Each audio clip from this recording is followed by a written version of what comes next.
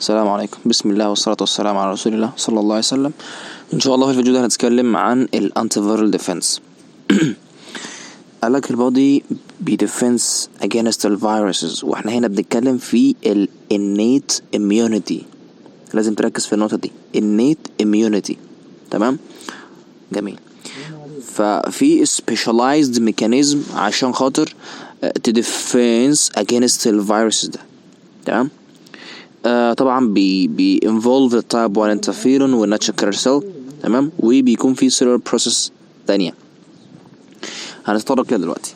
فاول حاجه الرول اوف تايب 1 انترفيرون. رول اوف تايب 1 انترفيرون قال لك التايب 1 انترفيرون في انترفيرون الفا، في انترفيرون بيتا. الفرق بينهم ان الالفا بيكون فاميلي اوف بروتين، اما البيتا بيكون سنجل بروتين. طب التايب 1 انترفيرون ده سيتوكاين بتعمل ايه؟ قال لك ان دلوقتي مثلا في اشاره جت ان الخلايا دي انفكتد سيلز. تمام، جميل جدا. فبيجي بيجي التايب 1 انترفيرون بتنتج سواء من اي innate immune cells، بتقوم راح تبايند على التايب 1 انترفيرون ريسبتور اللي موجود على الانفكتد سيلز او الادجيسنت للانفكتد سيلز، عشان تتريجر باثواي موجوده فيها عشان تنهبت الفيرال بروتين سينثيسيس من خلال البروتين. تمام، بعد الكارثه ما حصلت، او تديجريد الفيرال ار ان اي.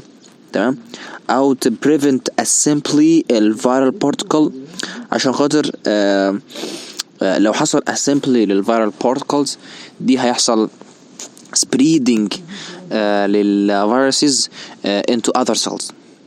تمام، جميل جدا.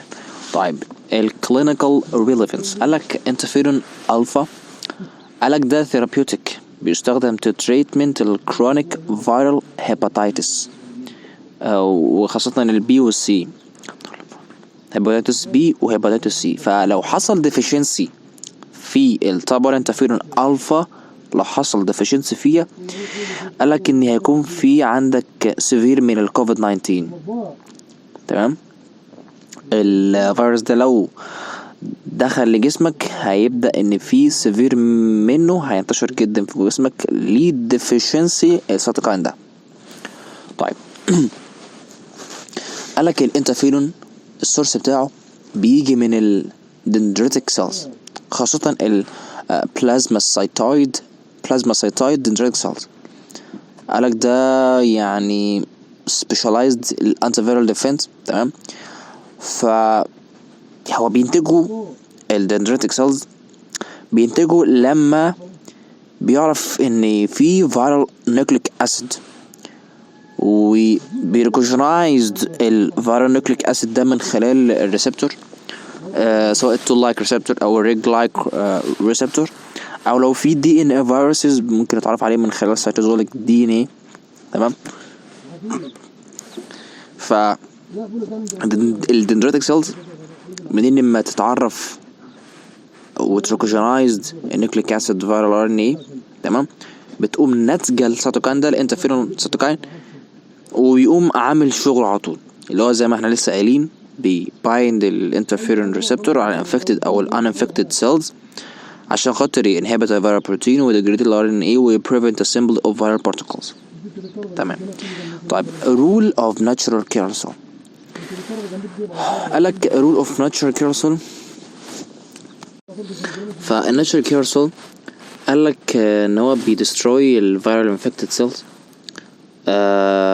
لو اتعرف على ستريس ساينال على السيرفيس بتاع السيل نفسها.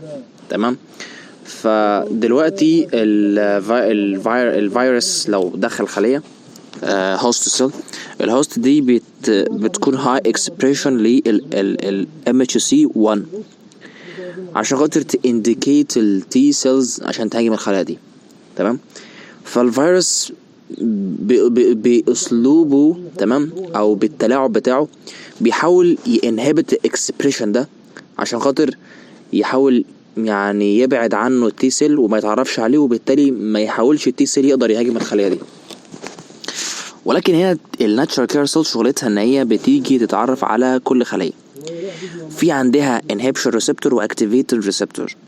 الانهبشن ريسبتور لو هي ما لقيتش الام اتش سي 1 النورمال في الهوست سيل بتهاجمه.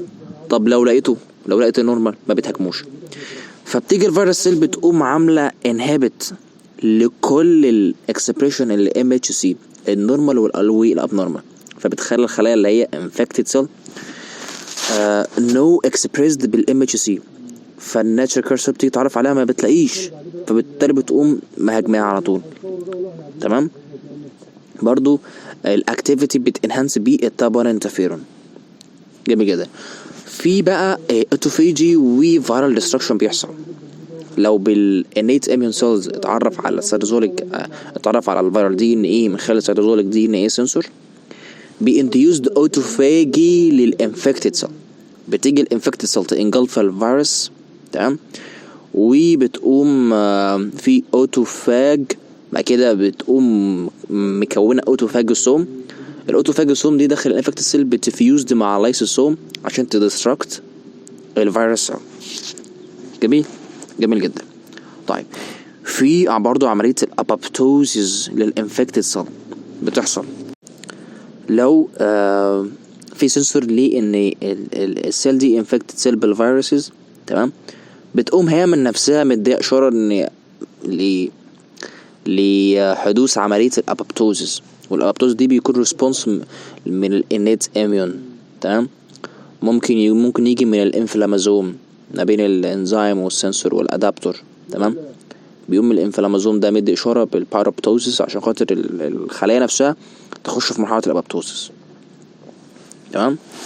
وزي ما انت شايف في الصوره كده ادي الدندريتك سيل بتنتج التاب 1 انترفيرون عشان خاطر تروح للريسبتور تاب 1 انترفيرون عشان خاطر تنهبت البروتين سينثيز ديجريد الفيرال ار ان اي تنهبت فيرال ريبليكيشن. تمام. وانهبت الفيرال جين اكسبريشن والاسمبلي بتاعت الفيريوم بتاعتها. تمام. فده زي ما انت شايف في الصوره. فالحمد لله ده موضوع فيديو النهارده، ان شاء الله يكون اكتر فهما باذن الله. ولو عندك اي سؤال سيبه في الكومنتات وان شاء الله نبدأ نجاوب باذن الله. سبحانك اللهم وبحمدك اشهد ان لا اله الا انت استغفرك واتوب اليك، والسلام عليكم.